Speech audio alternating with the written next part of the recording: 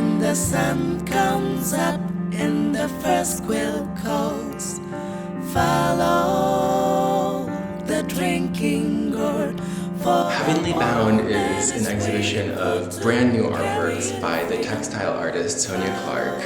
And the title was chosen by Sonya, and it comes from the African American spiritual Swing Low, Sweet Chariot. There's a line, swing low, sweet chariot, for my soul is heavenly bound.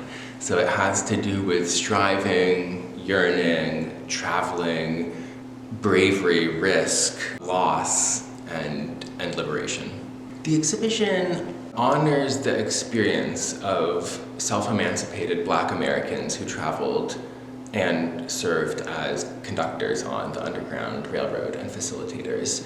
Sonya has done a lot of research into this period and has a personal connection to it through her ancestry, and has been thinking specifically about the North Star and the Big Dipper, so these celestial constellations as navigational tools and compasses that help to orient people, self-emancipated Black Americans who are looking to move north, to use those as their compasses. It brings together sort of Earth and cosmos, and this idea of wayfinding and navigation, using, through extreme bravery, extreme risk, extreme danger, but also using innovative methods. So acknowledging that there's something really innovative about using stars as a map, or that people on the Underground Railroad did not just use foot travel, but they traveled by boat, by train, finding uniforms and disguises. And so there is something extremely creative, innovative about that perilous journey.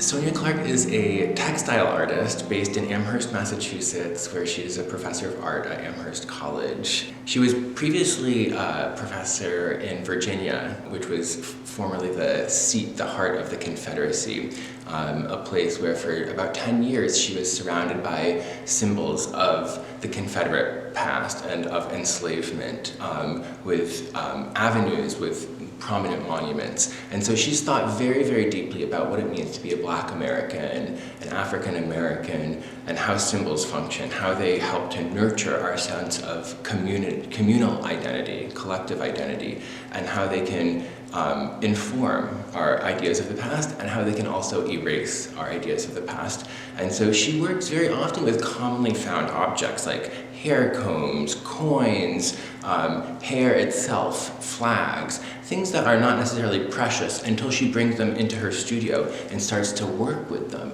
craft them, sew them together, sculpt them together, and to create some sort of really incredibly beautiful form. She identifies as a textile artist primarily, and so within the word textile is the word text. So she's thinking about language, about translation, about how meaning is made. And then from text and textile, there's another link to body in her work. And so she's interested in the fact that our bodies are always surrounded in textile, that we're always wearing some sort of fiber, and that even the only moment maybe we're not is in the shower, and even when we get out of the shower, we wrap the towel around us and are surrounded in textile again. So this idea that textile, and identity are very connected.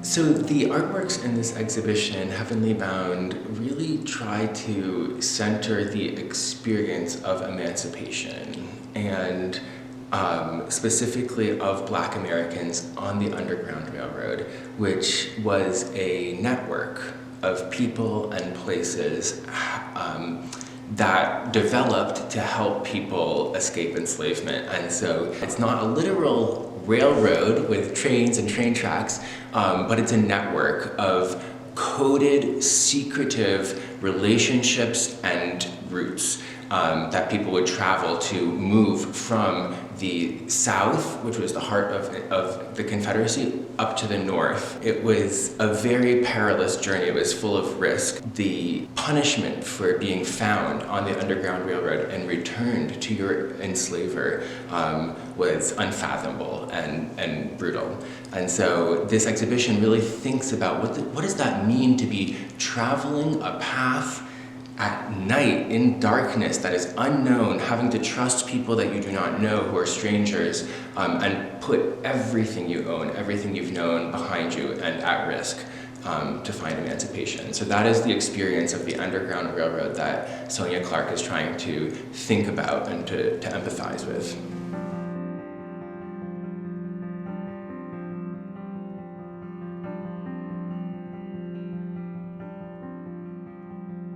A curator cares for an art collection and serves as a bridge between art and artists and the diverse publics that their institution serves. So that involves research, it involves overseeing conservation, and being involved with educational projects. If you ever say, oh, I'd love some of those cured olives or cured meats, that's where the term curator comes from. It's the idea of conserving, of caring for something, of making it last for perpetuity, for all audiences, for as long as possible. To curate is, as we cure olives and cure meats, it's to care for to make sure that these artworks are available for the next generation.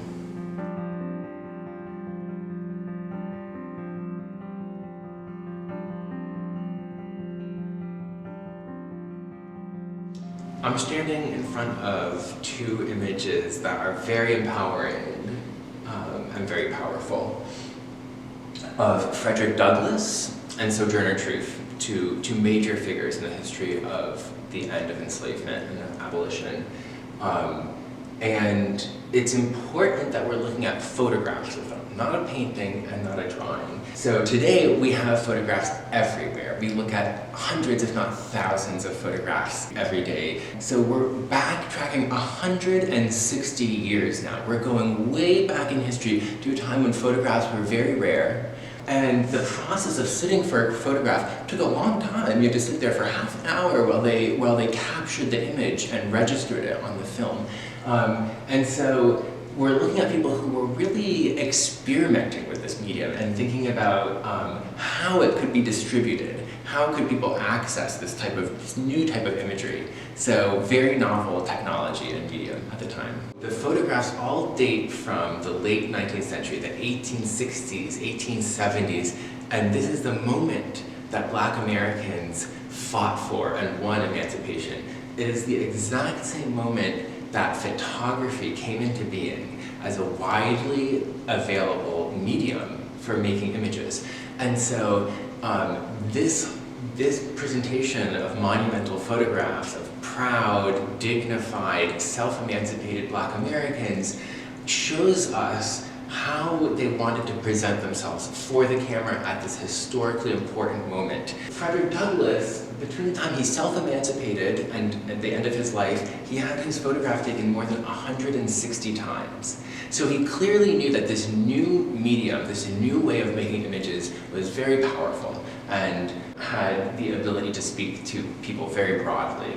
And so in all of his photographs, he's well-dressed, dignified, proud expression, focused gaze.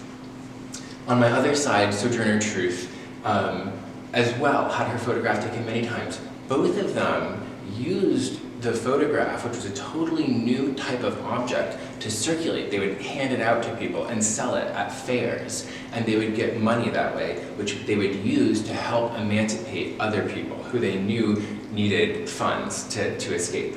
In Sojourner Truth's lap, in this photograph where she's wearing this elegant dress, apron, shawl, is a daguerreotype, which is an early type of metal photograph. And it is an image of her grandson who fought in a Massachusetts infantry regiment in the Civil War. And so we're looking at a photograph of a photograph of a photograph. And in that way we're seeing this sort of doubling of the presentation of pride, of identity.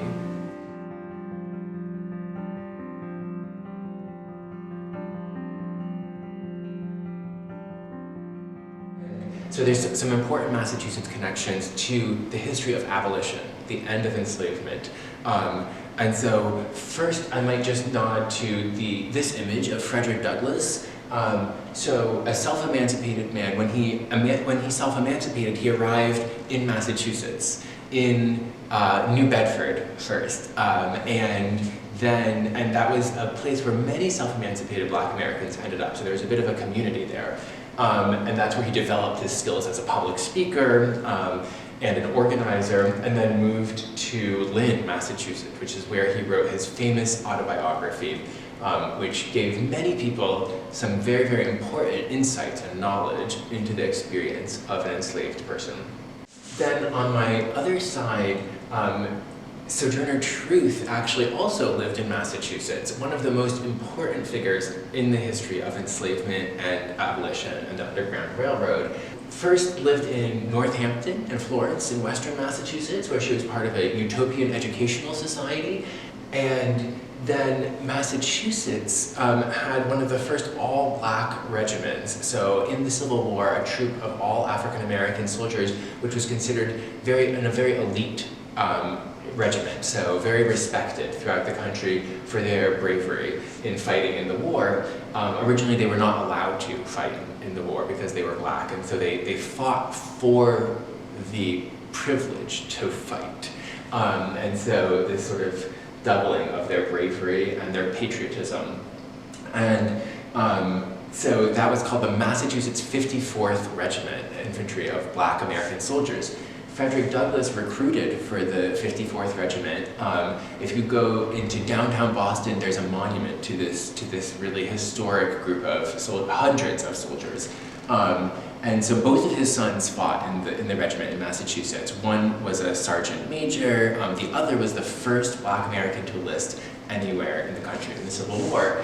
And in this image of Sojourner Truth, on her lap, we're looking at her grandson, who also fought in the 54th Massachusetts Regiment, for which Sojourner Truth recruited, found soldiers to enlist. So there's some very, very deep Massachusetts ties which speak to how local this history is, how this history of the end of enslavement was really fought also here in Massachusetts.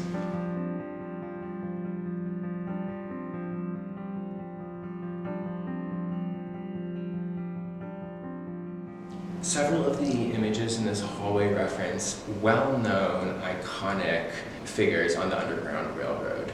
Sojourner Truth, Harriet Tubman, Frederick Douglass. So that is the case with some of these figures. With other figures, this one for example, we do not know their histories. They were not recorded, and they were not valued, they were not honored, they were not considered important enough to record with the same level of accuracy that a white land-owning man's life story would have been recorded. And so there is something very dehumanizing about the way that this particular person's records were kept while she was enslaved, which is that she worked on a farm, and her presence on the farm, her life on the farm was recorded alongside basic objects that the farm owned, like farming equipment and animals. So as a human, she was reduced to that level, and her story was not saved, was not recorded. There's many, many stories that have gone unrecorded and that have not been given the dignity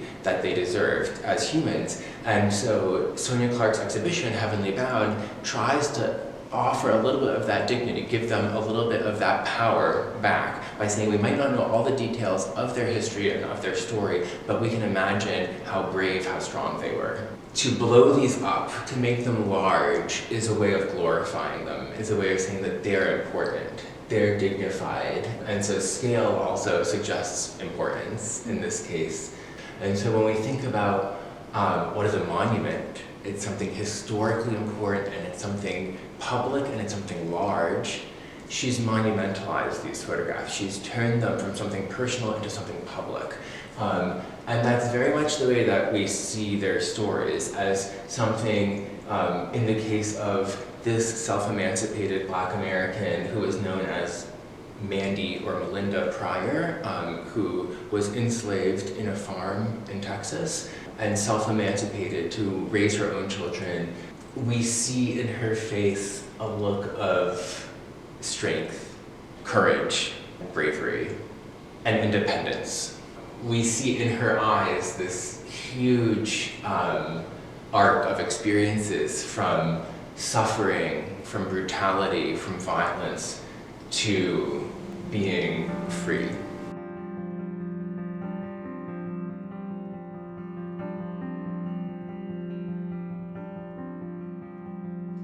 We are standing in front of Sonya Clarke's piece, artwork Constellation, which was begun in 2012. Every time it is installed, it is added to, it becomes bigger and bigger and bigger. It is a constellation. Each star is made out of a ball of the artist's head hair. And so as time goes on, every time the artist gets a haircut or has hair to work with, she continues to add and make more balls. And so the previous installations were smaller. This is the largest installation to date. Next time it is presented at another venue, it will continue to grow. And so it's very flexible, organic, living artwork. Hair is a deeply significant material for Sonya Clarke and for many people. And the reason that Sonya uses hair as a material to make art out of is that this artwork is about her ancestry. It's about the past of Black Americans, especially Black Americans whose histories were not recorded.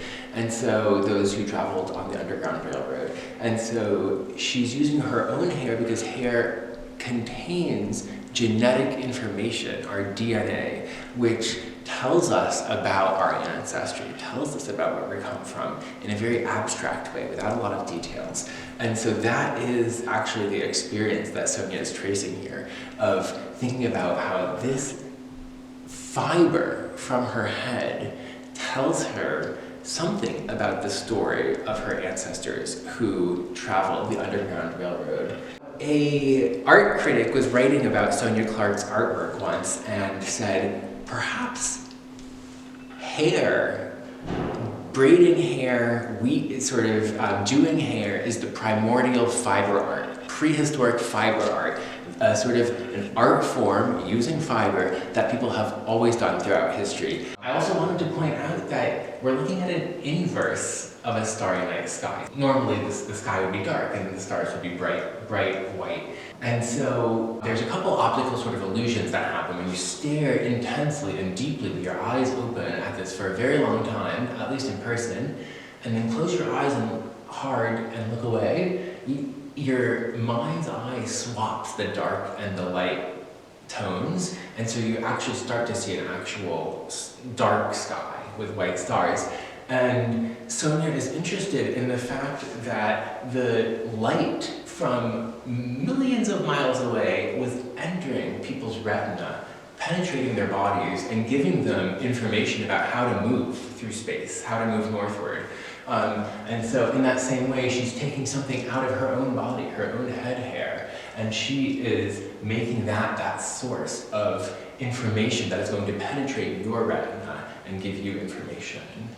We're looking at a sort of almost randomized, sort of accurate depiction of a starry night sky, except for one element, which is the North Star. The North Star, this navigational compass directing people northwards. And so Sonya Clarke sculpts her hair, in this case, into a tiny, tiny miniature segment of a railroad track. And so in this way, she's sort of suggesting the Underground Railroad. Again, not literally a railroad, it's actually a network, but she's alluding to it in this symbolic way. So again, using a symbol, a sort of visual clue to suggest a wider story.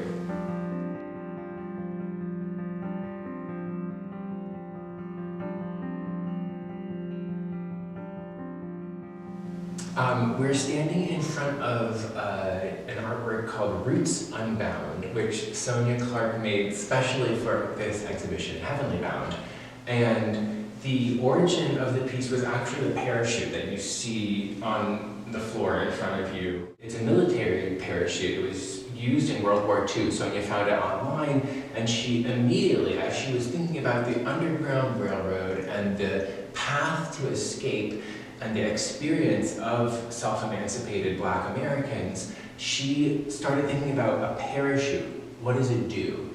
It suspends you in air as you're hovering on an uncertain journey, floating down to the earth. And so thinking about this idea of suspense and hovering and of not knowing what will come next, of being in peril but temporarily safe. And so that experience of the parachute as a parallel to the experience of traveling on the Underground Railroad was very interesting to Sonya. And from there she started to develop this artwork. So you actually see that the parachute is shaped in the form of the outline of the lower 48 states of the continental United States.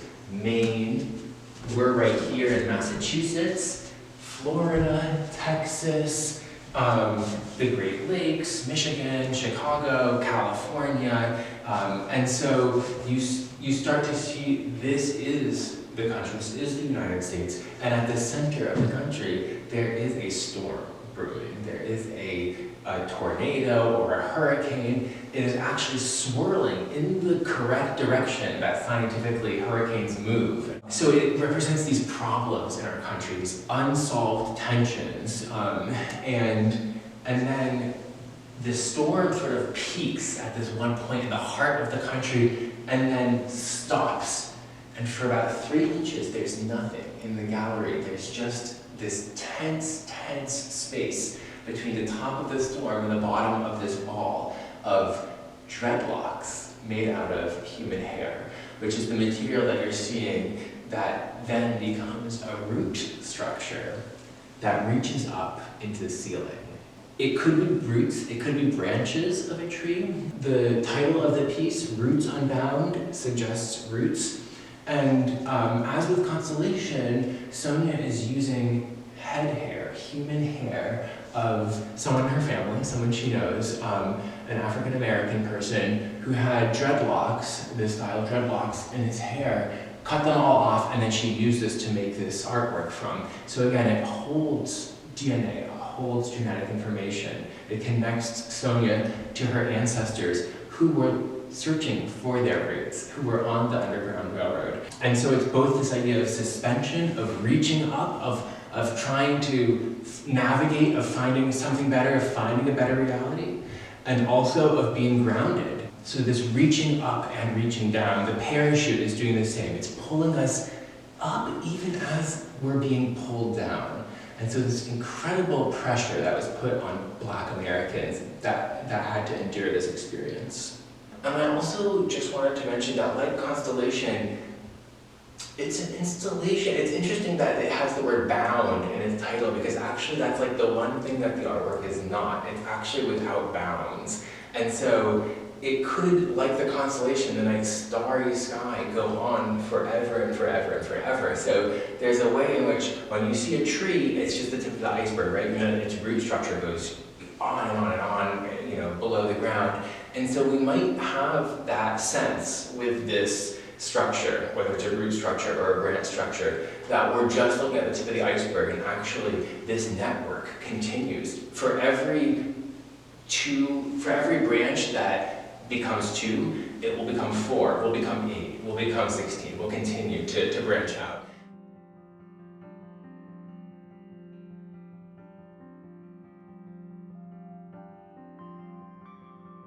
In the absence of historical data and knowledge, artists can help us fill that gap and offer us both visual and emotional information that can be just as important to completing that history. There's something very specific about the stories that are being explored in this exhibition of Black Americans. And then at the same time, there are thousands and thousands of people around the world today who are traveling uncertain paths, who do not know where they're going. They do not have a safe home, a safe place to call home. And so there is something universal and there is something timeless and forever about the stories that Sonya Clarke is exploring. And so this exhibition is really thinking about the immense power, authority, knowledge, wisdom, and innovation of the Black people who operated the Underground Railroad and who fought in the Civil War for the end of enslavement. Thank you so much for joining me to learn more about Sonya Clarke and have Unbound, and I hope to see you at deCordova Sculpture Park and Museum soon. Thank you. The drinking gourd, for the old man is waiting for to carry you to freedom. Follow the drinking gourd. Follow the drinking gourd. Follow the drinking gourd, for the old man is waiting for to carry you to freedom. Follow